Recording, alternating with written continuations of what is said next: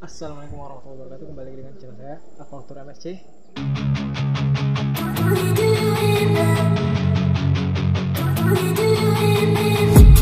I've been dreaming on in my head like I've seen it. A life worth living is a life with meaning. I'll do what I love till my heart stops beating. I'm feeding this demon. Assalamualaikum warahmatullahi wabarakatuh. Kembali lagi dengan channel saya Aquaculture MSC.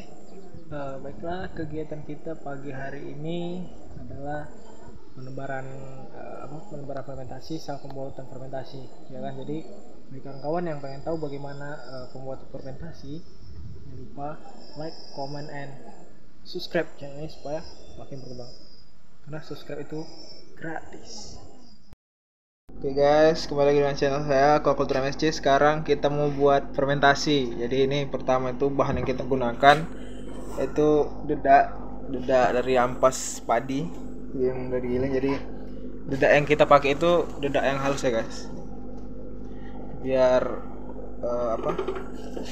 biar fermentasinya rata atau cepat jadinya nanti. Jadi untuk ini kita pakai tong putih. Kita nanti pakai ini pakai dedaknya itu 3 kilo. Jadi ini udah 3 kilo, tambah dikit aja. Oke, ini udah 3 kilo guys. Ya lebih 4 gram gak apa-apa lah, ikhlas sudah.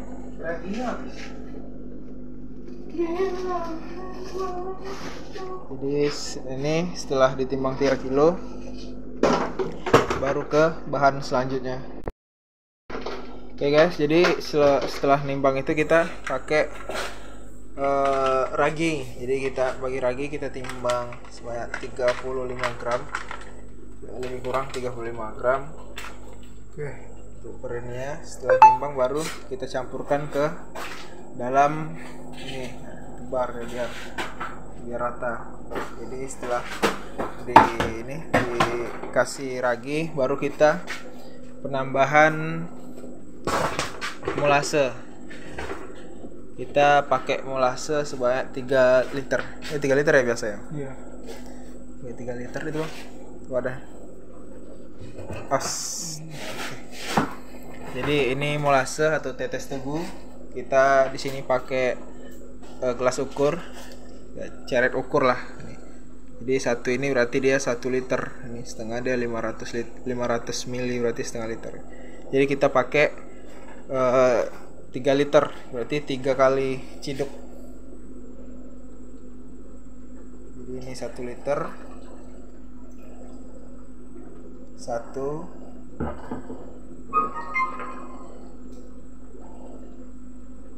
ini buat air banyak itu kan? Iya. Dua. Dan ini yang terakhir dia 3.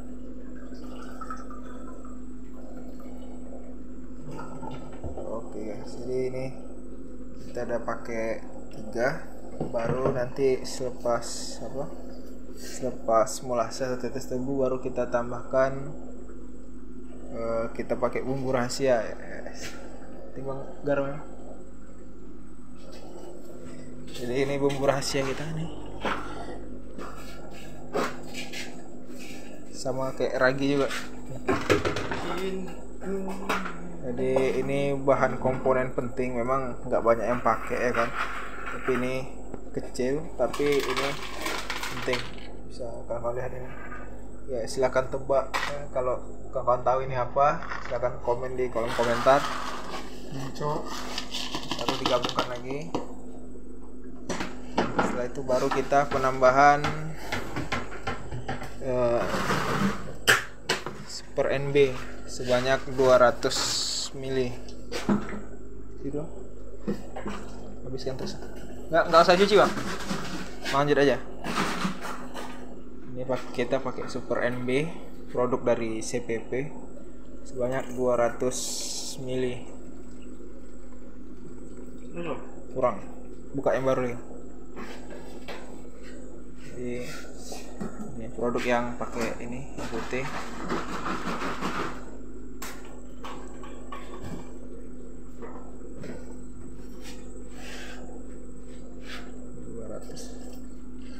Oke, 200.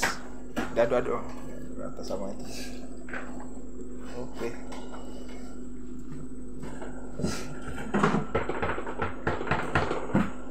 Bawa air terus bang ini. Oke, ini. Isi air terus, Bang. Jadi setelah penambahan beberapa bahan tersebut baru kita tambah pakai air. Pas bang, itu ada sih bang. Jatuh itu cabai. Jadi baru kita tambahkan air. Untuk penambahan air sendiri kita pakai air yang steril ya, air yang bukan dari bak mandi ya, dari air yang udah kita pisahin khusus untuk pakan sama probiotik dan ini fermentasi. Jadi untuk air yang kita tambahkan itu sebanyak lebih kurang 30 sampai 40 liter per sekali buat makan. Oh?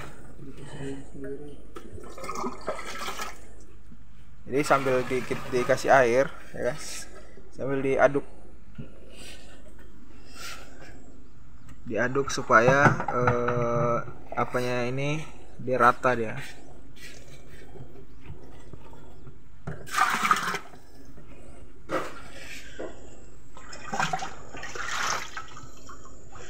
Jadi sambil diaduk juga sambil kita tambahin airnya supaya tidak terlalu kental, supaya tidak pas ngaduknya nggak susah gitu. Diaduk sambil diratain semua. Takutnya nanti ada yang menggumpal di dasar itu, ada yang menggumpal. Takutnya di aerasi nanti dia nggak nyatu, dia nggak homogen sama ini bahan-bahan yang lain. Jadi tadi kan ada bumbu rahasia tadi guys. Jadi kalau memang kawan-kawan tahu silakan komen. Ya, kalau request silakan ya, supaya ilmunya juga bisa berbagi ke kawan-kawan yang lainnya.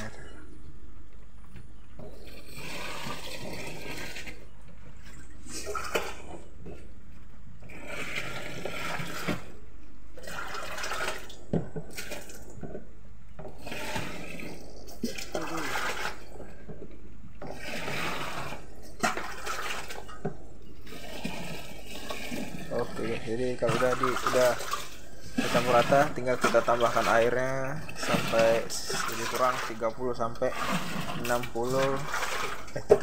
40 liter air.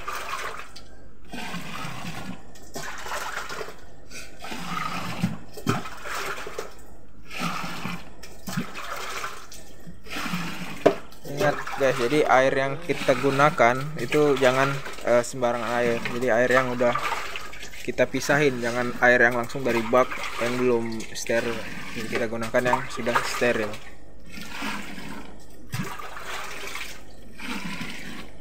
Ini akan kita penuhin, jadi nggak terlalu penuh. Takutkan nanti dia, karena kita pakai ragi, takut nanti dia kembang nanti.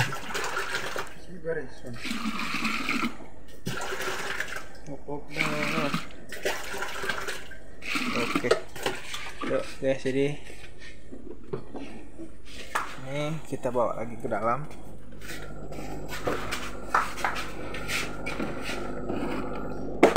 Jadi setelah kita aduk-aduk, kita tambah air, baru kita pakai aerasi. Kita pakai blower ini aerasinya. Tapi jangan lupa sebelum itu guys, kita tutup dulu pakai ini. Tunggu.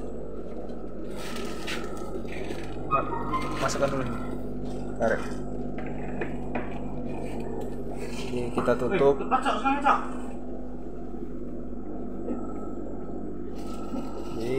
Jadi pastikan kawan-kawan kalau sudah membuat fermentasi, jangan lupa jangan lupa wadah yang kita gunakan itu harus tertutup, nggak terlalu rapat, tapi hindari dari hewan yang dapat mengganggu atau hama-hama masuk ke dalam. Ini kita gunakan blower merek Sebo untuk akuarium, karena cukup 2 selang aja itu udah cukup untuk satu ini. Oke guys, mungkin cukup sekian pembuatan fermentasi kita kali ini. Bagi kawan-kawan yang mau request, silahkan request. Semoga ilmu bermanfaat ya. Sekian dan Terima kasih.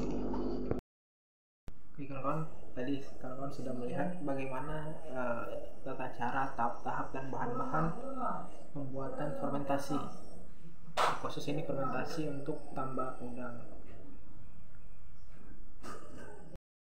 Jadi fungsi dari fungsi dari kita tambak fermentasi itu ialah untuk pembentukan air.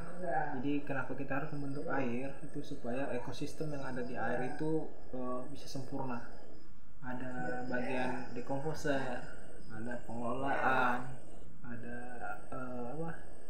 manfaat segala macam lah. Jadi fermentasi itu gunanya itu untuk meningkatkan satu dari bakteri, kedua untuk plankton, tapi ini yang paling utama itu untuk plankton karena oksigen paling besar di tambak itu yaitu dari plankton. Akan tetapi konsumsi oksigen terbesar ialah plankton juga. Jadi plankton ini dia nggak boleh terlalu banyak, nggak boleh terlalu sedikit. Jadi ini harus beriringan itu, bersama. Jadi dia harus seimbang. Dan plankton, bakteri sama si udang harus seimbang. Kedua, fungsi dari fermentasinya juga untuk starter awal. Ini fermentasi itu diberikan saat sebelum penebaran udang. Kemudian setelah udang ditebar, saat budidaya berlangsung, ini akan terus dengan jadwal yang setelah ditentukan. Jadi fermentasi itu nggak setiap hari kita tebar. Ada kalanya kita nebarnya setiap hari, ada kalanya kita nebarnya per 2 hari, per 3 hari atau per seminggu sekali. Karena dia itu harus disesuaikan sama keadaan dari lingkungan itu. Jadi kalau air tambak itu subur atau plankton itu cepat tumbuh, itu kita akan kurangi durasi pemberiannya. Yaitu contoh tadi kalau memang dia terlalu subur kita bikin seminggu 2 kali atau seminggu sekali. Jadi supaya si plankton itu nggak terlalu booming. Karena kalau plankton terlalu booming itu dapat menyebabkan ada namanya kematian massal, dan tiba-tiba air itu drop itu maksudnya plankton mati, kemudian air bening, sehingga bisa membuat si udang stres. Jadi itu kawan-kawan. Jadi setiap apa yang kita berikan ke dalam tambak, fermentasi, kapur, segala macam itu kita harus pertanggungjawabkan. Kita harus tahu fungsinya apa, tugasnya apa. Ketika kita masukkan itu apa yang akan terjadi, kita itu harus tahu. Jangan kita masukkan aja, takutnya nanti udang kita drop segala macam. Jadi itu kawan-kawan harus perhatikan lagi supaya tidak terjadi hal-hal yang tidak diinginkan. Oke. Jadi mungkin bagi kawan-kawan yang punya pertanyaan seputaran budidaya untuk saat ini, terutama budidaya udang, apapun itu, mau request silakan komen di kolom komentar. Semoga bermanfaat ilmunya. Jangan lupa like, komen, share, terutama subscribe, karena subscribe itu gratis. Saya akhiri. Wassalamualaikum warahmatullahi wabarakatuh. Salam satu jangkar.